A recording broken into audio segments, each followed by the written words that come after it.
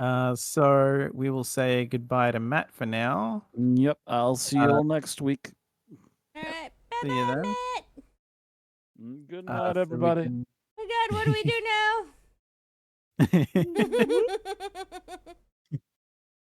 And we will move on to our review now? of Boom. All right, and we can start going in now. We open on a seemingly war-torn planet, later revealed as Castarian 3, in which two soldiers who are also priests stumble around a battlefield, only to ultimately both get killed off by an ambulance. We then see the Doctor and Ruby arrive on the planet, only for the Doctor to wander off and step on a landmine, which he ends up stuck on for the vast majority of the episode. After grabbing the remains of someone called John Francis Vader, Ruby manages to hand the remains over to the Doctor in their little container, allowing the Doctor to plant his other foot, which had been up in the air this whole time, but also making the landmine's timer get even closer to exploding. Closer again when Splice, full name Splice Allison Vader, John's daughter, comes up to them and almost sets the mine off trying to get to the hologram of her dad. But Ruby stops her, with two more soldiers showing up over time. First, Mundy shows up. Mundy makes things worse by shooting the Doctor's arm and then realizing what's going on. Ruby having taken the gun off Mundy to shoot in the air to get the ambulance away from the Doctor, given it was gearing up to possibly kill him. Mundy then tries to get Ruby to shoot her, only for Carson to show up and shoot Ruby. The Doctor then gives the revelation that the landmine he's standing on belongs to this army of Anglicans, and that Castarian 3 is uninhabited, or at least most likely uninhabited. Somehow convincing the AI version of John to break through its own programming and try to override the ambulance. While trying to break into the ambulance on his own efforts, Carson gets distracted by Mundy, with them almost confessing their love for each other, and is killed, with the John AI seemingly getting overridden, only for that to not be the case, as it manages to override the Valengard systems, allowing it to revive Ruby and disable the mine the Doctor has been standing on, finally allowing him to move around, with the AI seemingly have taken down the entire Valengard network, or at least within the vicinity of where they are. So the other ambulances that have shown up will not mess with them as well. The Doctor and Ruby then say their farewells to Mundy and Splice, who end the episode looking off into the horizon with the dad hologram, while we end on one remaining snowflake from a moment where the snow motif with Ruby kicked in again for a second. The end. All right, so let's go to the window capture. So you finished that up in 3 minutes, 10 seconds, and 83 microseconds. So moving on to our thoughts. First, favorite overall aspects. First up, we got Bill. This episode was very snappy, taking a very simple premise, stuck on a landmine, and filling it with plot points. I was surprised when the episode got close to the end because it really felt like it had only been 20 minutes from how it flowed. Yeah, the pacing was pretty good in this. I was like, at first I was kind of wondering, oh god, we're going to have the Doctor stuck on a landmine for like the better part of 40 to 50 minutes. But yeah, no, this really goes by quick. Mm-hmm.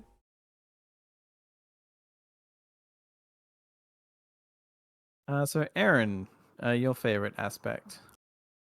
I liked how they were willing to go into more serious and dire tones after Space Babies and the Goofy Hmm. sing along. Um, we now get into a war world where we're confronted with serious topics such as war, horrifying death, like literally people being squished down into tubes where you can actually Yeah. see their eye. You can actually see an eye on one Mm, of the tubes if you look closely. It's just like, yeah. oh. And the fact that they're just so nonchalantly handling these tubes too. I mean, do they feel squishy or how does that, they're quote unquote smelted? I don't know, but that was a Mm, horrifying death, and the difficult discussions around the place of religion in people's lives and mm, stuff. So we had some very heavy topics in this one, which I really enjoyed, and it was very much.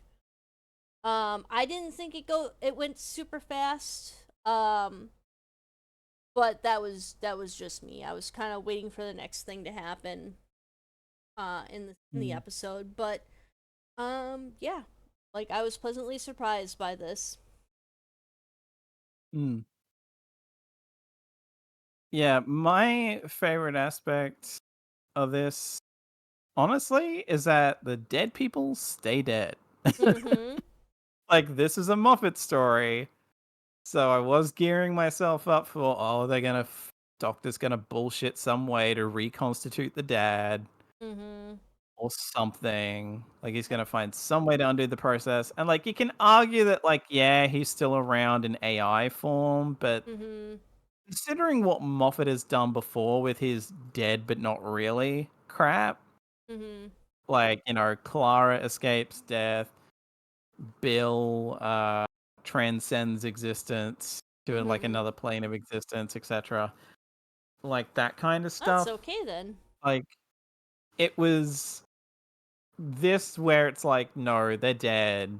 They're just they're dead. And it's implied that Ruby wasn't even like dead and revived. I was gonna point She that was out. just Yeah. she'd basically just passed out. Mm-hmm. So like she was like on the verge of death, but she didn't actually like die and get like brought back kind of a thing. So that was nice for like given given what I'm used to from Moffat from his run. It was nice to have a moment where we actually let the dead stay dead. Yeah. uh so, so moving on from that to least favorite aspects, Bill's is the twist was overly telegraphed. I was able to guess it from the cold open, which was teased in advance, and the Doctor likewise figured it out in a matter of seconds once local knowledge arrived. Leave something to the imagination, Stephen.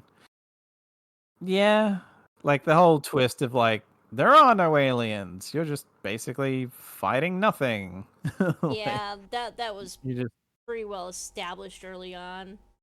yeah, Especially when they like cleared the smoke and you don't see anything. mm, You don't even see movement of like aliens trying to burrow into mm, the ground or anything like that. yeah, yeah. It's just very like well, as yeah, you could pretty much tell. They're like if there'd been like, what surprises me is they didn't pipe in sound effects Mhm. to be like pipe in alien sounding noises to make them like shoot wildly to potentially accidentally shoot each other in the fog or something. But yeah, Hmm. Maybe they needed it more is. control than that. Mm, They didn't want to accidentally kill like competent soldiers. Well, not maybe yeah, competent, but like quality yeah. soldiers. They don't want to kill the Right, quality soldiers accidentally with friendly fire. yeah. Um,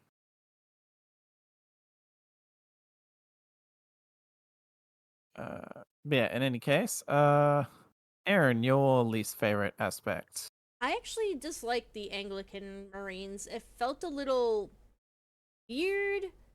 Like, mostly because I've been Mm. reading the Hyperion series by Dan Simmons, which is a very similar. Ah, yeah. It's a very similar pretense, but instead of Anglicans, it's the Catholic Church that's in space and going to Ah, war yeah. with other peoples. And so, Catholic Church I see is much more aggressive, and of course, the Crusades, the classic Crusades, and everything like that. So, Mm. But with the collars and everything, the Anglicans in the show do kind of, look kind of like Catholics or Catholic Hmm. priests. Yeah. So I wonder if that's kind of a hint, hint, nudge, nudge. We're not going to put Catholics in our Yeah. episode, but they're going to wear like the Anglicans wear the Yeah. same collar or similar collar. Mm. So this could also Yeah. be a stand-in. Hmm. So, Um.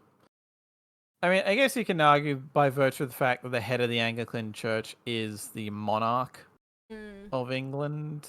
There's kind of a thing there yeah. as far as how dangerous they could potentially be. I mean, it's interesting that he doesn't clarify if this is the same organization that showed up in. I feel like people have said that this organization actually showed up in Silence of the Library, Mm, but also the Time of Angels, the Forest of the Dead or whatever it was, two-parter with the Weeping Angels, where in the 11th Doctor run does have like at least I forget if they're all, but at least one of the soldiers is like also a priest. yeah. So it's like, is this related to that? Is this its own thing?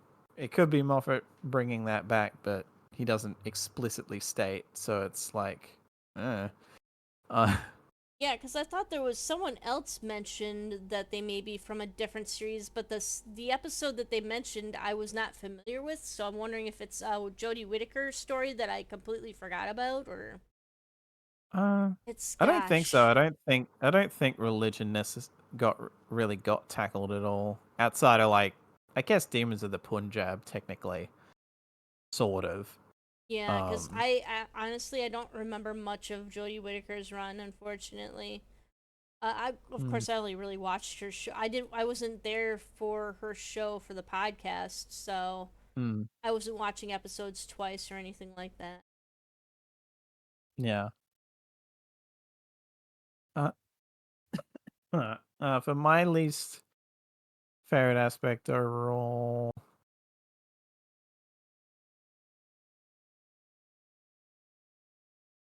God, I'm trying to remember what it was now. I had one. Um, God. Oh, Warrior Church from Demon's Run. That's what Ah, Bill was talking about. In right, spoilers. right. Um, um,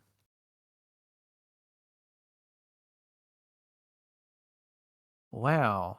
I swear I had one, but now I'm like really blanking Yeah, disliked about the serial in on general. overall. Yeah.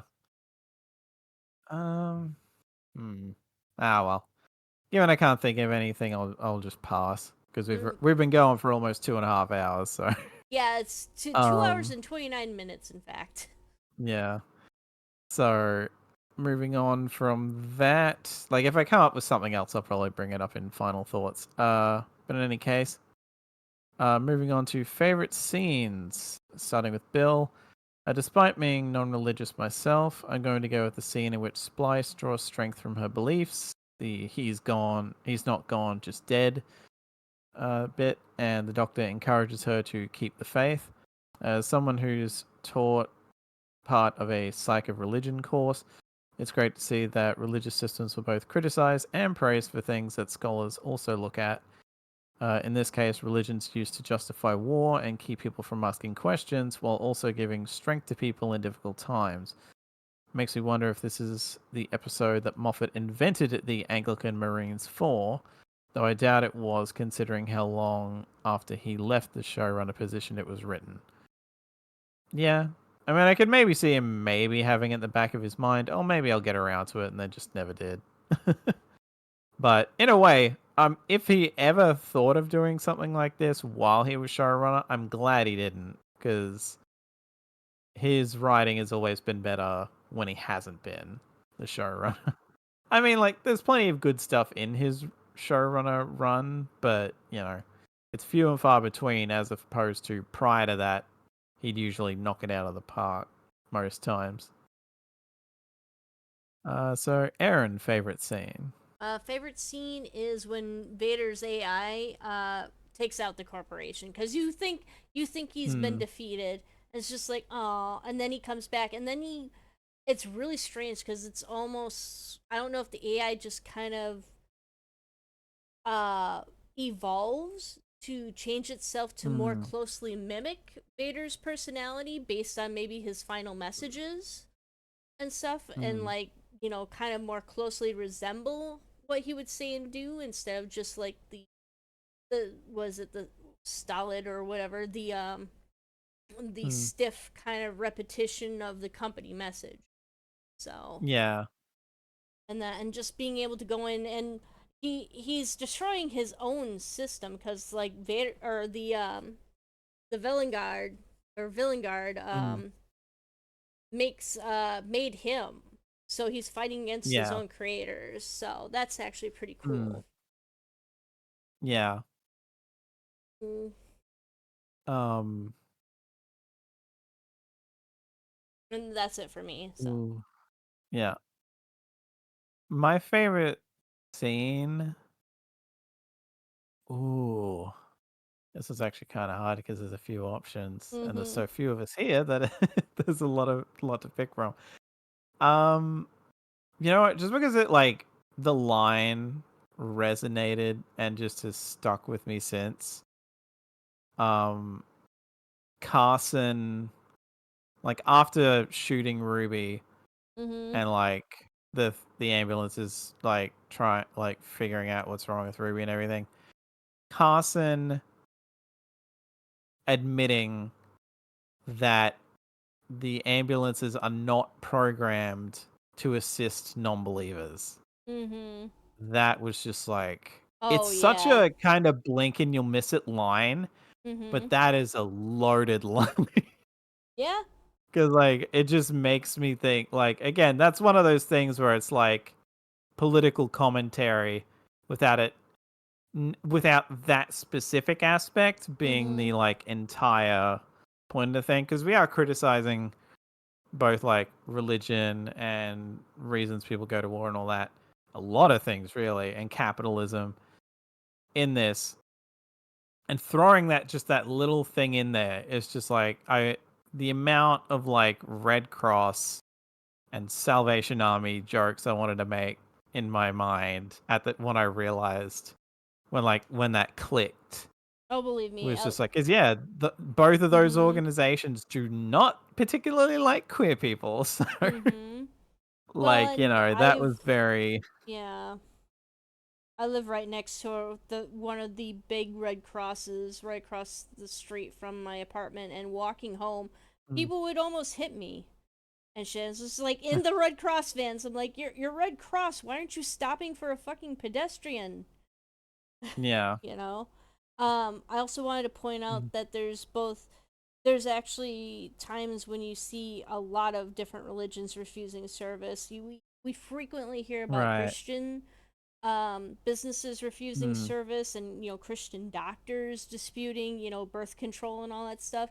But I also yeah. distinctly remember there was a time where Islamic taxi drivers banded together and refused to give rides to non-Islamic believers, to Mm, non-believers basically. That was a long mm, time ago. That was probably about yeah. five and a half years ago. I had just started at my new job at Mm, that point, but I thought it was really interesting. I'm like, wow, she was on the other mm. foot. How does it feel now to be denied service by someone who is, a religious zealot? Mm, It's not so good, is it? yeah. So And yeah. even going into that, I mean, they're a cult, they're not a religion, but Scientology, I've heard stories of rather than taking someone to a hospital that was closer and maybe the person would have survived, they were like, no, no, no, we have to take them to this much further away hospital that actually has a Mm-hmm. Scientologist doctor. Oh, And it's so the person died on the way or just jeez. was dead by the time they got there. So it's you know, Yeah, there's like a lot. Like again, that one line can evoke Mm-hmm. a lot. Yep. um. Wow. So If we anyway, talking about all this stuff, I think I might have to change my rating and stuff because I did only get to watch this once though. So.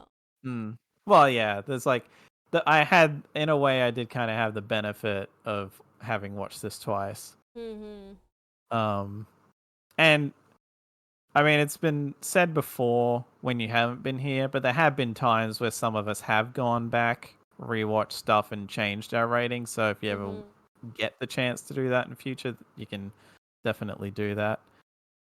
Um, but in any case, moving on to least favorite scenes. First up, we have Bill's. The and his was the other guy thinks I'm attracted to him now. Lol, gay jokes are so quirky. That's Mm-hmm. one tick that Moffat still hasn't gotten over after all these years. That joke belongs back in 2010. Shockingly, after the rant I had in Devil's Court, I'm actually gonna say, me personally, I absolutely understand. By the way, for Mm-hmm. anyone who thinks I'm gonna be discounting what Bill's saying, I get where Bill's coming from, Mm-hmm. but honestly, I didn't mind it. Yeah. Specifically because it's mentioned like it's not like he doesn't go on this big homophobic screed or anything. It's just he could have told me where the tattoo was. Because like now I'm just it felt more like I'm embarrassed rather than lol. This guy thinks I like him now. It's like, well, you wanted to see a tattoo on his thigh. You know, you can read into that.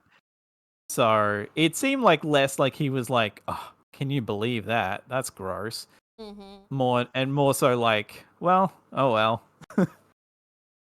whoops, kind And of yet, like just kind of embarrassing rather than being homophobic about it. and yet, he has kind of a moment of clarity in his death when he repeats his message to Mundy, and like, so he's kind of oblivious when the guy kind of hits on him and stuff, but Mm. he's not so oblivious to realize that Mundy may not love him.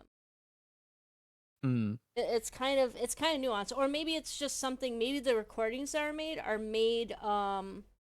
at the very second of death, and is kind of record a record of their soul or something, their final thoughts. Mm. And Possibly, yeah. so it's like, how are these aren't made in advance? They don't sound. Oh, some of them don't sound like they're made in advance because a lot of them seem to contain revelations that you would only have Mm. when you were like just at the just at the second of death. Like, oh man, she doesn't actually love Yeah, me. yeah, That type of thing. But then it's yeah. reformatted into like a more formal message. Right.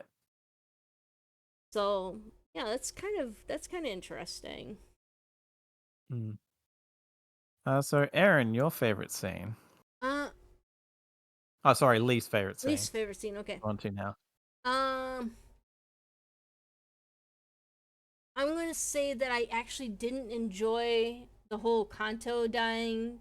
It felt it was out of the blue and kind of pointless. It's kind of a typical RTD death for me, Mm. because like the first season's RTD's original run, there was always like that innocent person who dies or it has a pointless death, and it's supposed to hammer Yeah. home how death is unpredictable and it could happen to anyone.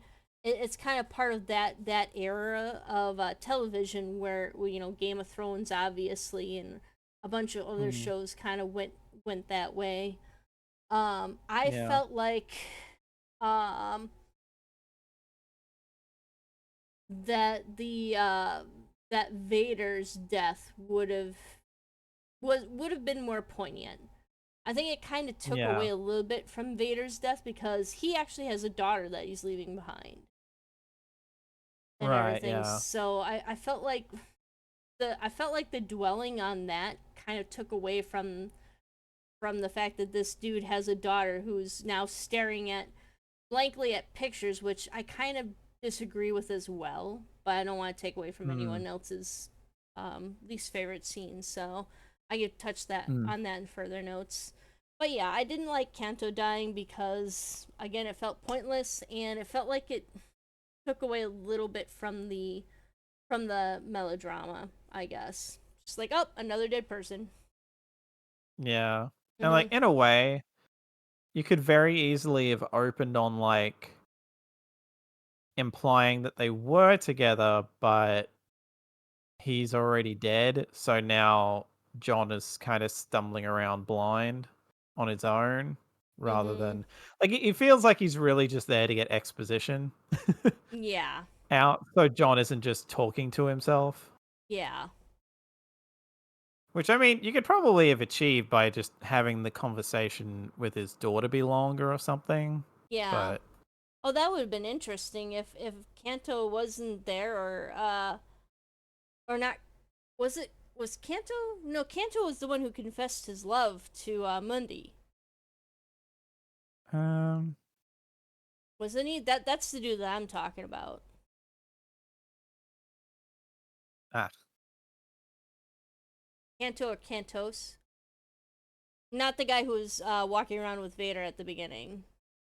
okay. Like Mm-hmm. I just have his name listed as Carson, but I could be wrong. I could be getting actors Oh, confused. maybe it is Carson or something. I can't remember, but it began with a Yeah. C. I'm pretty sure because I had the subtitles on. Mm. It began with a C, and it's the guy who was in love with Mundi, and so Mm. I felt his death was kind of pointless, Ah, yeah, yeah, yeah. and that having all of that melodrama kind of drowned out the melodrama of Vader's death and him leaving his daughter behind.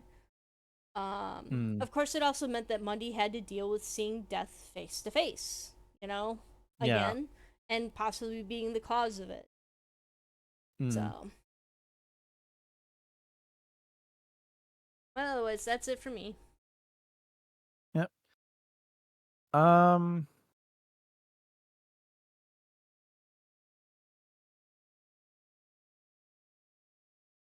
Yeah, like for me, yeah, Splice running down after seeing the hologram of her dad come out to give her the message, Mm-hmm. and she just like runs right for it. Ruby has to like restrain her so she doesn't fuck everything up and kill them Mm-hmm. all. Yeah. And I'm just like, this kid would not be this dumb. Yeah. Like they're in a war, like a war setting. I feel like even a kid is not gonna be that short-sighted as to just be running around. I mean, it really kind of gives away the fact that there's clearly no enemy forces that the kid was able to get here with no trouble. Mm-hmm. But I mean, how did the also kid like, avoid a landmine then, too? yeah, and that in its own right is kind of funny. Like, and like, it's just like it's clearly not your dad. Mm-hmm. Like, Oh, yeah. it's just a hologram. So why are you running at it? Mm-hmm. And then like, Why are you acting like it's you know, actually your dad? Unless people also communicate yeah. with holograms. Hmm. Do they communicate with holograms? And, like, if that's the case, then maybe we should Right. see holograms of her talking to her dad. Yeah. Yeah. And it's like, I mean, she goes on like she's aware that it's a hologram, but oh, where is he then? But none of them can be bothered to just be like, he's dead. Mm-hmm. Which, like, to be fair, yeah, but they're in the setting they're in. Would it really be all that shocking for her to learn that her dad died? Yeah, Because we she's. never really get to see her emotionally cope with that. She's Mm-hmm. just kind of happy-go-lucky the whole time. Yeah, like, I actually didn't really um, like Splice. I think that's the other thing I disliked about the episode. mm, You notice where she just kind of sits down and starts looking at the photographs and stuff as if, yeah, yeah. they're actual photographs and everything, and Mm, like nothing, she gets so self-absorbed. I think that's supposed to be like alluding to how kids get involved with social media and everything, and how they just get mm, absorbed in social media and ignore the world around them. I think that's yeah, also a topic that they tried to tackle, but I don't think it worked because she's in a war zone. Why is she sitting down watching a hologram of what she knows is her dead father? yeah. Like, It could also possibly play into the like blind faith Mm-hmm. aspect of it, but yeah, it's one of those things where like the execution on that is a bit wonky. Um, Um, so moving on from that, we're at final thoughts. oh wow, So already. yeah, I mean, it's the benefit of it only being like me, you, and reading out bills at the moment. um, so final thoughts from Bill. This felt like it could have been a movie. The combination of tension, social commentary, and character moments was delivered excellently. I'm tickled by the tabloid saying Doctor Who isn't woke anymore when this season has been some of the most woke political commentary we've gotten in ages. This episode has flaws, but compared to the overall quality on the first viewing, because that's all he had time for, they very much feel like nitpicks. Yeah. Aaron, your final thoughts. Hmm. Well, like I said, we saw the nurse in the ambulance. So obviously, his twist again shows up. I also Mm-hmm. like the fact that there's a theme of fatherhood running through these first three episodes. Where we see the doctor talk to Captain Poppy about like parents and everything. We see Mm. him mention how he was a father at one point because he talks about his granddaughter and where he lived with her back Yeah. in the 60s. And then, of course, now we run into the whole fatherhood thing too with Vader and his daughter. So, and specifically, it's a father and daughter. Mm. Or not NPCs, but father and daughter characters that we are Yeah. confronted with here. So there's very obviously a father daughter thing going on. Um, Mm. which also kind of hints that possibly maybe Ruby is the doctor's daughter and possibly Susan's Mm. mother. Who knows? Mm. That'd be kind of interesting. But yeah, I thought that this was a good episode. I wouldn't say it was my favorite. There was just I think there was just something that didn't quite fit together for me. So, I didn't really like Mm. Splice. It did feel like they were trying to put in a lot of different messages, and I don't think they were able to like fit everything in very not appropriately, but like they weren't able to fit everything in like as precisely as they could have if they had just Mm. played carved out a few of those themes, progressive themes, and saved them for other episodes. So they're trying to say a lot in this episode, I should say. Mm. Yep, that's it for me. Yeah, that's fair. Mm-hmm. For me, this was far and away of the three we're covering today. This is my favorite, like hands down, no notes by comparison. Just like this is again more evidence that when you give Moffat time and he only has to do like one episode, he can produce very good stuff. Like, yeah, it's not perfect, and it is still very much a Chibnall episode. Very much a Moffat episode. But, you know, it's stuff that he hasn't done in this particular way. Because I think when I've worded it other ways, people have gotten a bit pedantic with me. Of like, yeah, there's elements of it that he has done before, like the ambulance is all like basically chanting something over and over and blah blah blah, that kind of thing.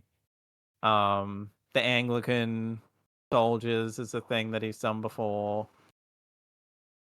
Stuff like that. But the premise is interesting. It's one of the few times I've ever thought the Doctor was legitimately in danger. Like, yeah, Mm-hmm. he's going to get out of it, but it really is a matter of how the hell is he going to get out of this? Like, And the usually you don't think that with, with stuff. It's just like, oh yeah, Doctor's going to get out of it. Like, I'm here for the ride, but this was very much like all the tension building and shit was fairly well handled. Like Splice really could have been written better, Mm-hmm. or just not there potentially, or whatever. And it will be interesting to see what happens. Apparently, especially since uh Verada Sethu is in this as Mundi, and she's going to be the next companion. So I didn't there's been realize that. talks of like is does this mean that this was foreshadowing and Mundi's coming back later?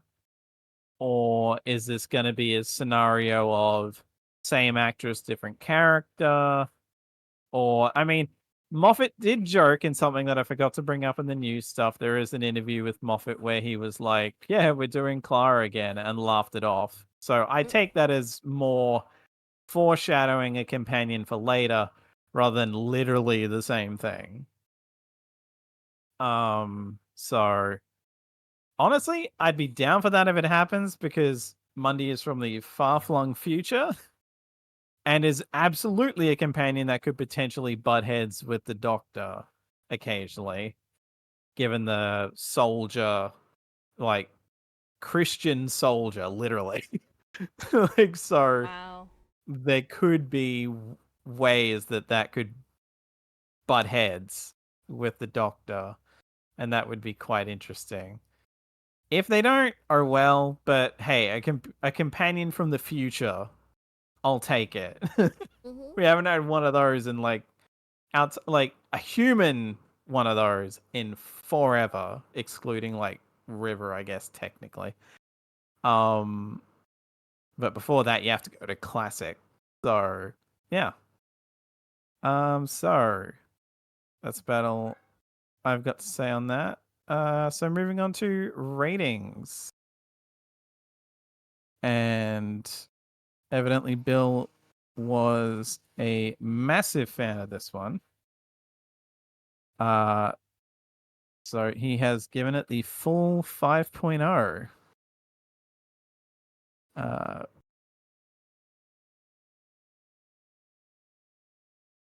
Uh, so from that, Aaron, was your score for this? I'm debating it again. Like, I don't know if I could really give a 5.0. But I'm Mm. going to give it a very high 4.5. Above Devil's Cord 4.5 if it matters, but Mm. yeah. So, but there's just something that just doesn't click with me for the Yeah, episode. that's fine. Mhm. Also, Yeah, that's understandable. I didn't realize that the one who plays Mundy is actually going to be the next companion. I guess I've not been paying attention when Mm. we've done the news, and then I'm like, Mm. why is this still being mentioned? But I keep forgetting that they're filming the next, like, the 2024 season Yeah, yeah, already. yeah, It's so strange to see them filming so quickly. yeah. Um, Funnily enough, I did not necessarily think I would, but I am agreeing with Bill, and I am Hmm. actually going to give this a 5.0 as well. It's one of those not, oh, it's absolutely perfect 5.0s, which, I mean, like, the only reason I give 5.0s at all is that the others years back convinced me. It's not that it's perfection, it's that it's your criticisms of it, you can basically overlook to the quality of it. Whereas there have been some things that have been brought down by like it's otherwise mostly flawless, but it's just missing that extra oomph to push it up all the way. But in any case, with that, with two 5.0s and a 4.5, we'll see what Matt gives it next week or whenever he has time to do a review of Shame. That puts it at a 4.83. So definitely easily, by virtue of the other two being the same, the highest of what we have so far. So at a 4.83, that puts it at roughly, oh, this is high, at roughly 17 Wow.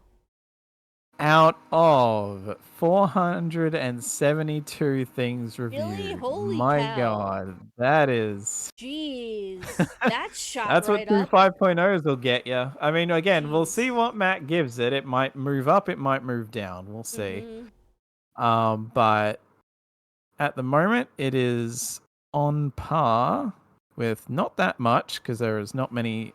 Oh, like it's literally on par with 3 other things. So I will bother to list them all. The Fifth Doctor Adventures, Big Finish story, The Lost Resort, which is very good. So that's understandable that it's also this high. A Hand of Fear, and School Reunion. So definitely in good company. And for the hell of it, since this is the last one we're covering, it is better than The Armageddon Factor, Dark Water, Death in Heaven, The Robots of Death, Tooth and Claw, The Macro Terror, Time Heist, The Empty Child, The Doctor Dances, Genesis of the Daleks, Pyramid of Mars, and Power of the Doctor. Wow, that is very high. Wow, yeah. And it is not as good as Doctor Who and the Silurians, aka the first appearance of the Silurians, and An Unearthly Child, minus the Tribe of Gum. Wow. So there you go.